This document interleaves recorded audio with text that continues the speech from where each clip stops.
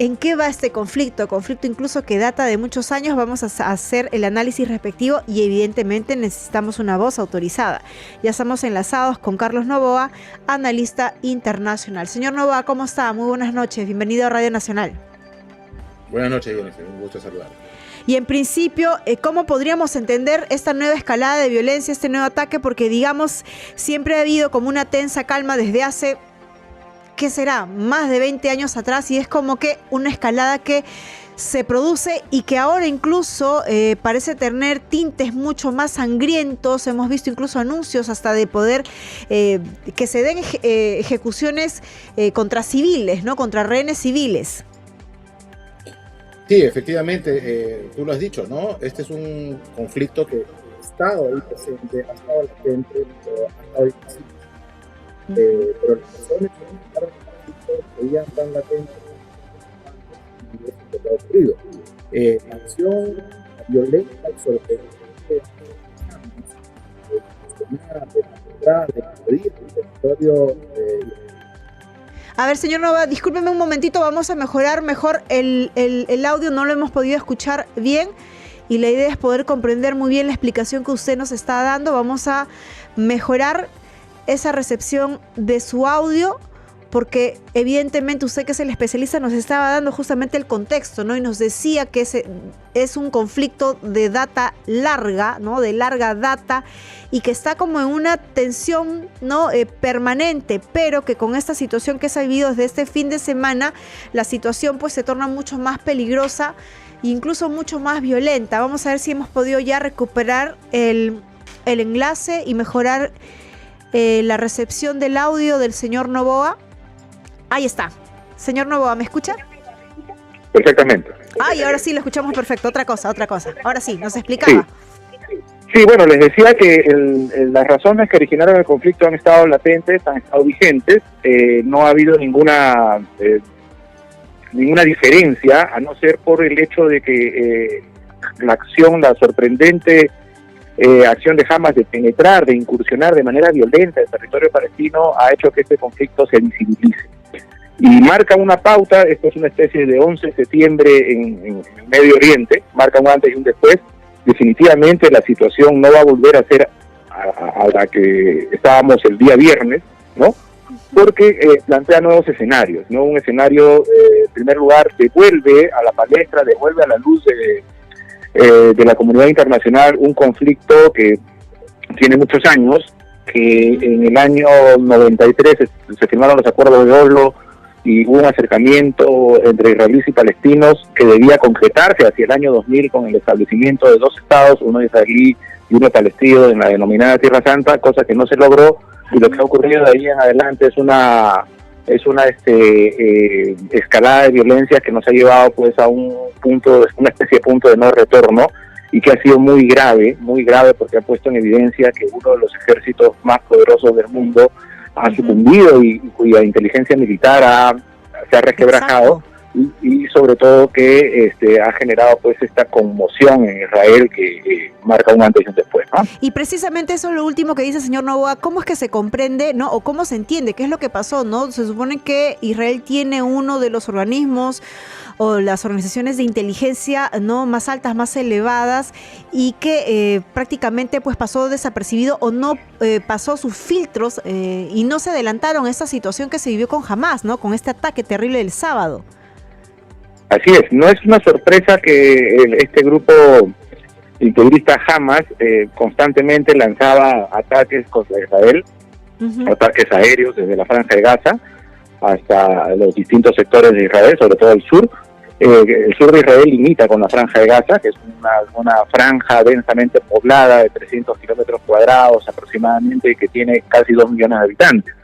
Eso no es ningún secreto. Siempre ha habido acciones de inteligencia, la inteligencia israelí ha sido capaz siempre de detectar cualquier movimiento, cualquier acción que buscaba hacerle daño a sus ciudadanos. Pero esta vez ha habido un descuido, pero que esto no es algo que haya ocurrido de la noche a la mañana. Esto ha sido preparado meticulosamente por las fuerzas de Hamas, ha sido estudiado, ha habido unas prácticas. lo que ha pasado es que han aprovechado un momento de crisis interna en el gobierno israelí por unos problemas que hay. No es el mejor momento para el primer ministro Benjamín Netanyahu, que está siendo muy cuestionado en su país por una reforma judicial que han estado preparando. Ha habido muchas peleas internas. Él, de hecho, solamente tiene un 20% de aprobación popular. Hay que subrayar que en Israel el régimen de gobierno es parlamentario, es decir, se van dando cambios constantes, pero todo esto hizo que también tuvieran un gran defecto. Tenían información de que en el otro lado donde están los palestinos, que es Cisjordania, porque hay que también aclarar que los palestinos están en dos lados que no son conexos entre sí. Cisjordania hacia el este, donde está el partido de gobierno Fatah, que de alguna manera tiene relaciones con Israel, y en el otro lado donde está la Franja de Gaza, ¿no? Y las tropas israelíes descuidaron un poco estos sectores aledaños a la Franja de Gaza. La Franja de Gaza es una ciudad, un territorio que está rodeado por muros, por alambres. No hay paso hacia el sector israelí, pero fue descuidado, y por eso es que en esta acción premeditada ingresan de una manera realmente sorprendente. Claro. Y una de las cosas más dolorosas para los israelíes es el secuestro de más de 100 personas, ¿no? Más de 100 personas, sí, en efecto. ¿Y cómo deja esta situación incluso a los países aliados, tomando en cuenta que también, ¿no?, estos países de alguna manera han estado brindando apoyo en situaciones bélicas que se han centrado en estos últimos años, por ejemplo, la guerra entre Ucrania y Rusia? Sí, todo esto es parte de una mirada geopolítica, ¿no? Por eso siempre, digamos, desde nuestro país es importante mirar lo que pasa a nivel internacional para entender, porque esto va a tener algún tipo de repercusión finalmente en América Latina, ya sea económica, ya sea política, etcétera, ¿no? Por eso siempre tenemos que estar pendientes.